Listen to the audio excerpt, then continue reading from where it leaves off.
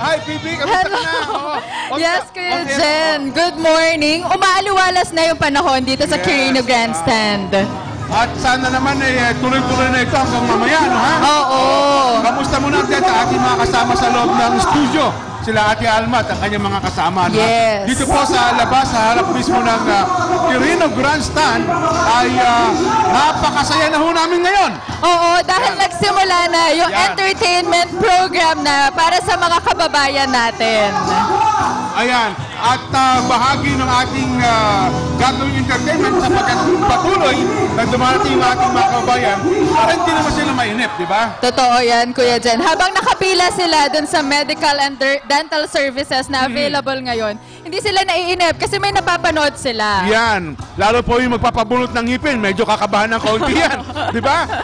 Hindi na ho kayo kakabahan sapagkat pwede muna kayong kumanta-kanta at kung ano-ano man mga dapat natin gawin para nang sa ganun relax kayo ng konti. Ayan. Oo. Tsaka Kuya Jen, alam mo ba na merong 2 mini hospitals na itinayo ang FYM Foundation dito sa Quirino Grandstand para mas maraming medical services ang maibahagi sa ating mga kababayan. Oo. At yung mini hospital na yan, mga merong gamit na high-tech, ha? Yes. Pwedeng mag-operate. Diba, mga mini operations ay pwedeng gawin dyan. Opo. At ngayon na napapansin ninyo, patuloy ng pagdating ng ating mga kababayan, yung mga kaanib at mga kaanib po sa Iglesia ni Cristo, kasama yung kanila mga panauhin.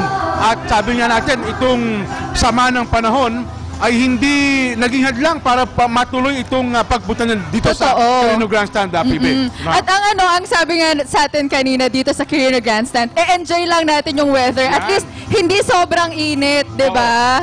At ito naman kasi napaghandaan talaga ng ating mga kabayan. Bahagi ito sa pinaghandaan natin, umulan man o umaraw, talagang kumbaga, ano man ang klase ng panahon, pinaghandaan ito ng mga kapatid.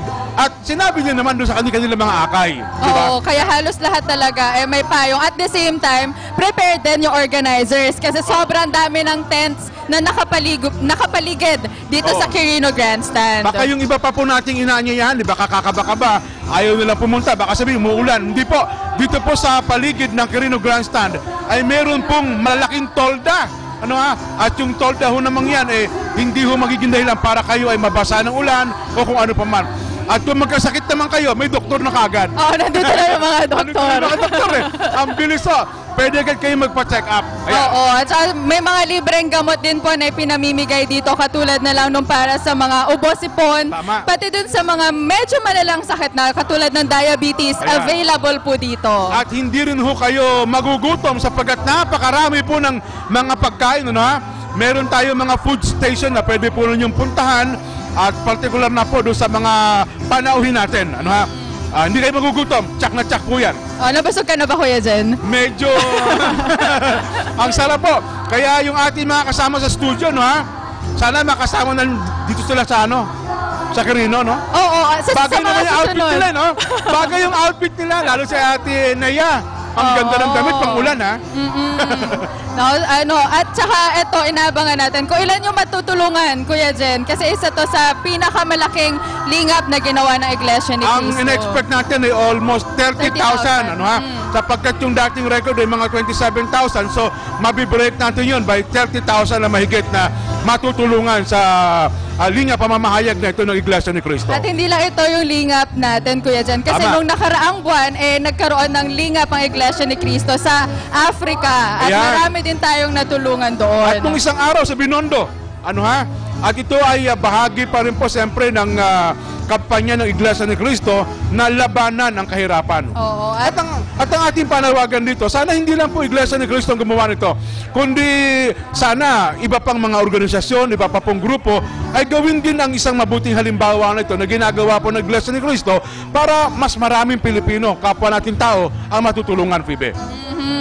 Tsaka sabi nga, di ba, ibigin natin ang ating kapwa. At ito na, pinapakita natin kung gaano natin kamahal ang ating kapwa. Hindi lang dito sa Pilipinas, kundi maging sa iba't ibang panig ng mundo.